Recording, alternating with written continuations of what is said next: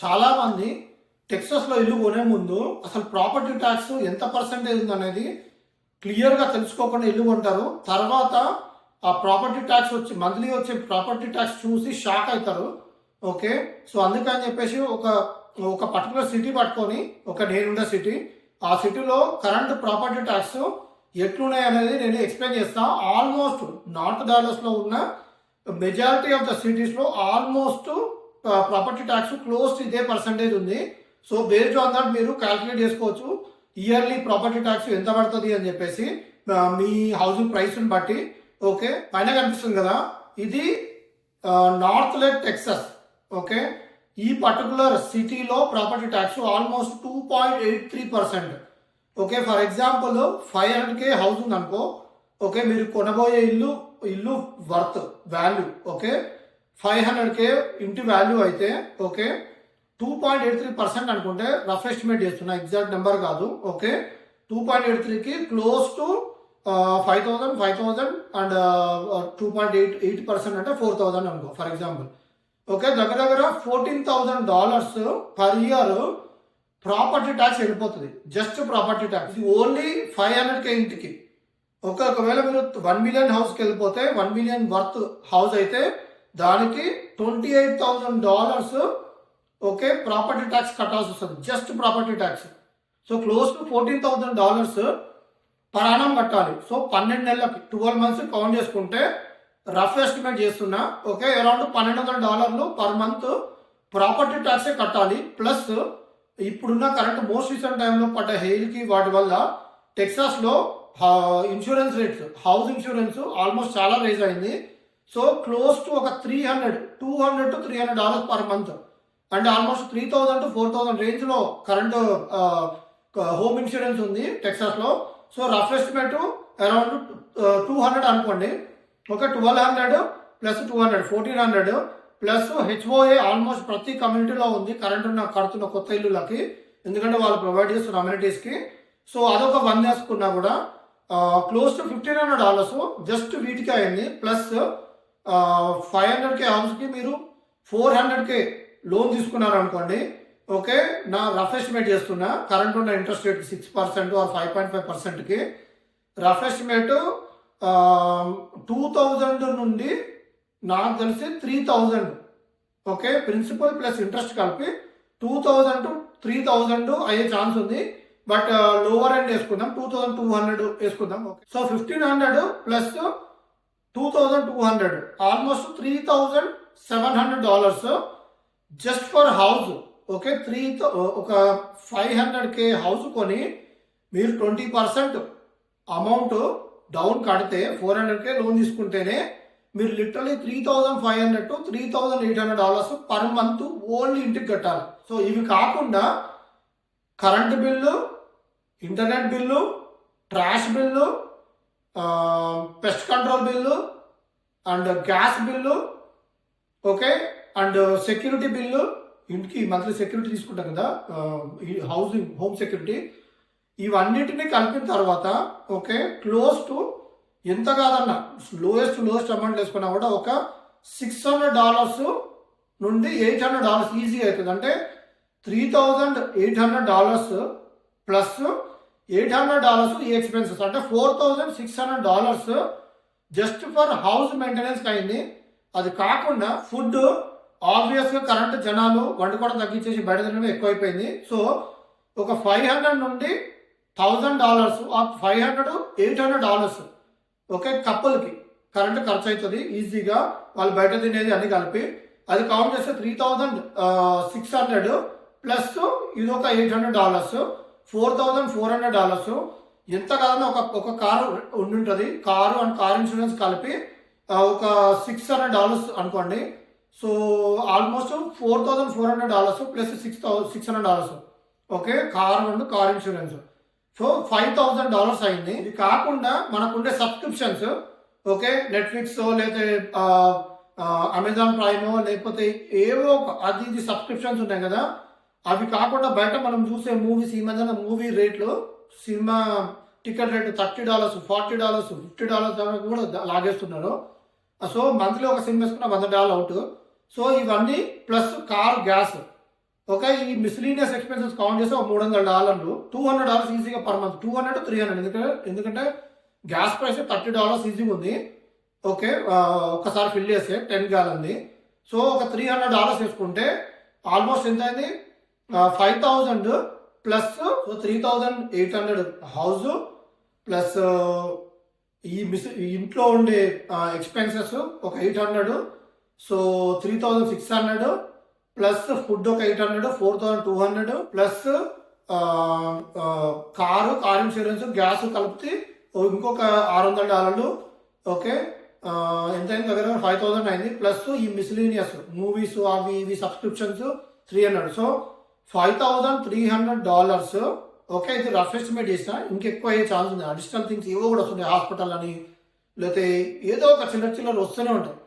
అవన్నీ కలిపితే ఎంత కాదని ఇంకొక 500 వేసుకున్నా $5,800 పర్ మంత్. నువ్వు జస్ట్ 500K ఇల్లు కొంటాయి టెక్సాస్. ఓకే, 500K ఇంటికి $5,800 ఖర్చు అయిపోతుంది. ఓకే, నువ్వు ఏ మాత్రం ఒక చిన్న ట్రిప్ వేసినా ఏం వేసినా ఓకే, నీకు వచ్చే $8,000 ఉంటే ఒకవేళ ఆఫ్టర్ ట్యాక్స్ 8,000 వస్తున్న వాళ్ళకి ఆ 8,000 అనేది అయిపోతుంది. ఆర్ ఫ్యామిలీకి ఇండియాలో సపోర్ట్ చేయాల్సి ఉన్నా ఓకే, ఈ $8,000 ఒక పర్సన్ చేసి $8,000 500K ఇల్లు కొంటేనే అయిపోతుంది. ఇంకా పిల్లలు డే కేర్కి వెళ్ళే పిల్లలు ఉంటే ఈచ్ పర్సన్కి డే కేర్ $1,500 టెక్సాస్లో.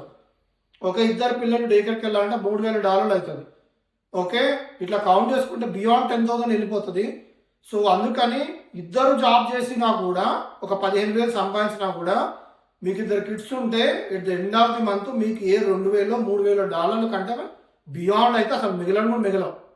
సో అందుకని ఫ్యాక్ట్స్ అర్థం చేసుకోండి. ప్రాపర్టీ ట్యాక్స్ ఈ రేంజ్లో ఉంది. అందరూ కాలిఫోర్నియాతో కంపేర్ చేస్తే చాలా చీప్లో దొరుకుతుంది, జస్ట్ $500కి 500Kకి పెద్ద ఇల్లు దొరుకుతుంది అంటారు. సో రియల్ ఫ్యాక్ట్స్ ఏంటంటే ఇవన్నీ నెంబర్స్ క్యాలిక్యులేట్ చేసి చూసుకుంటే it is very expensive. Okay, అది కాకుండా డాలర్స్ మార్కెట్ క్రౌడ్ ఎక్కువైపోయి ఓవర్ క్రౌడ్ అయిపోయి జాబ్స్ తక్కువ ఉండిపోయి బిల్డింగ్ రేట్స్ అనేవి H4EAD F1 H1 మధ్యలో కాంపిటీషన్లో ఏ $60 ఎంత ఇస్తున్నారు అంటే almost $88,000 per month after tax కూడా వచ్చే పరిస్థితి లేదు. ఓకే, ఏ 6,000 వస్తాయి ఇద్దరు పనిచేసినా కూడా. వైఫ్ అండ్ హస్బెండ్ అంటే వైఫ్ అండ్ హస్బెండ్ పని చేసి ఇద్దరు కిడ్స్ ఉంటే మీరు ఇద్దరు పని చేసినా కూడా 500 to 600K ఇల్లు కొంటే మీ అమౌంట్ మొత్తం Gaya at the end of the month. Okay, ఆ తర్వాత ఒకసారి ఇల్లు కొంటే 30 years లోను. సో మీరు 30 years పే చేసుకుంటూనే పోవాలి. ఓకే, కరెంట్ కొనే మార్కెట్లో ఈవెన్ ఇల్లు ప్రైస్ కూడా ఎట్ ఏ టైమ్ డ్రాస్టిక్గా పెరిగే ఛాన్స్ లేదు. నెక్స్ట్ 2 years డౌన్ అవుతుంది నా అండర్స్టాండింగ్ ప్రకారం. ఓకే, ఆ తర్వాత స్లోగా వెళ్తుంది. నీకు 500K ఇల్లు ఒక 700Kకి వెళ్ళడానికి కూడా ఎంత కాదు ఇంకొక 5 to 6 years ఈజీగా పడుతుంది. Okay, minimum of 5 to 6 years. So 5 to 6 years వాళ్ళ తర్వాత నీ 500K ఇల్లు 600K 650Kకి పోయినా మళ్ళీ మనం రియల్టర్లో కట్టేది అది ఇది చేస్తే తిప్పి కొడితే మనకి హార్డ్లీ ఒక 80,000 70,000 మిగులుతాయి. ఓకే, ఆ 80,000-70,000 నెక్స్ట్ 6 yearsకి మీకు సేవింగ్స్. ఓకే, అదే అవసరం లేకుండా అదే అపార్ట్మెంట్లో ఉంటే ఓకే, ఈ wife and husband just bachelor ఉండి అపార్ట్మెంట్లో ఉంటే ఈవెన్ సింగిల్ బెడ్రూమ్ అపార్ట్మెంట్ తీసుకున్నా under 5 age kids almost 2 kids ఒక ఇంట్లో ఉండొచ్చు, ఒక రూమ్లో ఉండొచ్చు. కాబట్టి $2,000 మాక్సిమం పర్ మంత్ అవుతుంది, ఆ $1,800 అట్లా కౌంట్ చేసుకుంటే నెక్స్ట్ 5 yearsలో మీ అమౌంట్ ఓకే దగ్గర ఇంటి పేమెంట్లో ఒక 2,500 ఈజీగా సేవ్ చేయొచ్చు. ఓకే, 2,500 నుండి 3,000 అపార్ట్మెంట్లో ఉంటాయి మీ సేవింగ్స్. ఎక్స్ట్రా ఇల్లు అపార్ట్మెంట్ రెంట్ కట్టిన తర్వాత 3,000 వేసుకుంటే 5 yearsకి ఓకే ఆల్మోస్ట్ ఎవ్రీ ఇయర్ దగ్గర 36,000 3,000 పర్ మంత్ వేసుకున్నా 36,000 per year. Okay, 36,000 into 5 years count చేసుకో, ఆల్మోస్ట్ 150K దాటిపోతుంది. అంటే మీరు ఇల్లు కొంటే కరెంట్ మీకు after 5 years even 200K raise అయినా కూడా, అది కూడా నాకు కొంచెం డౌట్, 200K రేజ్ అయినా కూడా రియల్టర్ కాస్ట్ ఆ కాస్ట్ ఈ కాస్ట్ అన్ని పోయిన తర్వాత మీకు వచ్చేది హార్డ్లీ 80,000. అదే అపార్ట్మెంట్లో ఉంటే నెక్స్ట్ 5 yearsలో ఓకే ఎవ్రీ మంత్ 3,000 సేవ్ చేసిన ఇంటికి కట్టే మోర్గేజ్ వాటిలో 2,000 ఇంటికి రెంట్ కట్టి 3,000 సేవ్ చేసిన $36,000 పర్ ఇయర్. లెక్కన 5 yearsకి 150 ప్లస్ ఓకే 150 కూడా కాదు 180 వస్తుంది. సో 180K అమౌంట్ చేతిలో కావాలా నెక్స్ట్ 5 yearsకి, ఆర్ 70 or 80,000 కావాలా. ఇది ఫస్ట్ థింగ్. నెక్స్ట్ థింగ్ ఏంటంటే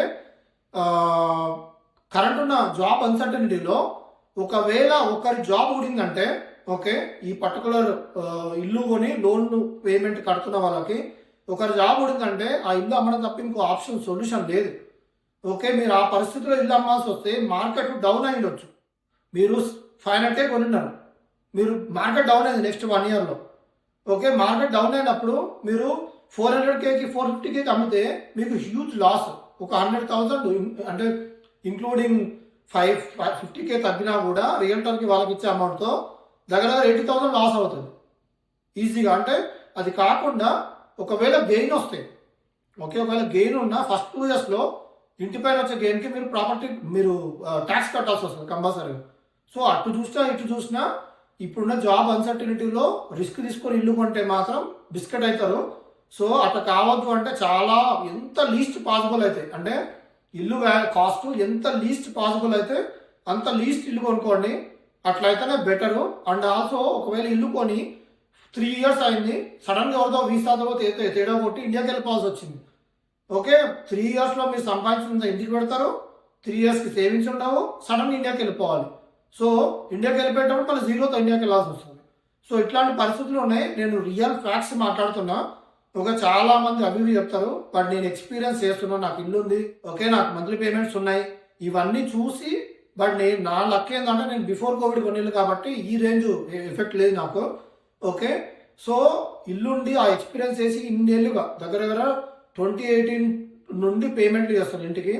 ఆ ఎక్స్పీరియన్స్ చెప్తున్నా. It's not gonna be easy. Okay, చాలా టఫ్. అందుకని ఇల్లు కొనే ముందు చాలా లోయెస్ట్ ప్రైస్, ఎంత లోయెస్ట్ ప్రైస్ పాసిబుల్ అయితే అంత లోయెస్ట్ ప్రైస్ ఉన్న ఇల్లు కొనండి. సో దాట్ మీరు అటు ఇటు కాకుండా కొన్ని సేవింగ్స్ అవి మిగులుతాయి. వర్స్ట్ కేస్ సిచ్యువేషన్ ఆ సేవింగ్స్ తోట ఇండియా అవ్వచ్చు. సో రిస్క్ చేసి anything beyond 500, okay, anything beyond 500 మీరు కొన్నారు అంటే మాత్రం మీరు ఈ లైఫ్ టైం లూప్లో పడిపోతారు. ఓకే, మీకు సేవింగ్స్ ఉండవు, ఇండియా పోవడానికి కూడా పైసలు ఉండవు. ఓకే, ఇది నేను చెప్పే సజెషన్. మీకు పర్టికులర్గా నేను చెప్పిన ఇన్ఫర్మేషన్లో ఓకే రైట్ ఏమనిపించింది, రాంగ్ ఏమనిపించింది, ఒకవేళ మీకు ఓవరాల్ వీడియో రైట్ అనిపించిందా రాంగ్ అనిపించిందా కమెంట్లో పెట్టండి. Okay, thank you, see you in the next video.